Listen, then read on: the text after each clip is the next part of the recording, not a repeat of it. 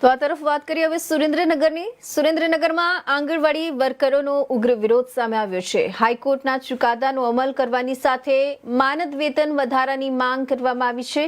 આંગણવાડી કાર્યકર બીનાબેન સહિતની કર્મચારીઓએ વર્કર બહેનોને 24,800 અને હેલ્પર બહેનોને 20,000 ચૂકવવાની માંગ કરી છે.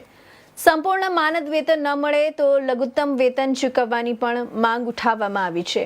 આંગણવાડી કર્મચારીઓને વર્ગ 4નો દરજ્જો આપવાની માંગ સાથે સરકાર પર જાહેરાત પાછળ ખર્ચ કરવાનો અને મહિલા કર્મચારીઓનું મનોબળ તોડવાનો આક્ષેપ કરવામાં આવ્યો છે.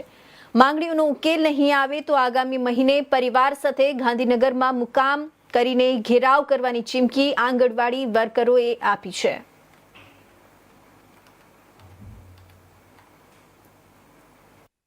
મારું નામ ડાભી દુર્ગાબેન છે. હું લીંબડી તાલુકાના પ્રમુખ છું. સાહેબશ્રી જે સરકાર જે છે એનો અમે કોઈ વિરોધ નથી કરતા અને સરકારથી અમને કોઈ તકલીફ પણ નથી. માત્ર કહેવાનું એટલું જ થાય છે કે અમને જે હાઈકોર્ટે જે ચુકાદો આપ્યો છે તો એ ચુકાદો અમલ કરે બસ. આ અમારી બહેનો છે એ કોઈ દિવસ ઘરની બહાર નીકળવા માટે તૈયાર જ નથી હોતી, પણ જ્યારે એનું ઘરનું પોષણ પોષણ ન થતું હોય, એના બાળકોનો અભ્યાસ ન પૂરો થતો હોય, ત્યારે એ બહેનો ના છૂટકે ઘરની બહાર આ રોડ ઉપર નીકળવા માટે તૈયાર થઈ છે. ક્યાંય તમે જોયું છે કે કોઈ લેડીઝ ઘરની બહાર એમનામ નીકળે?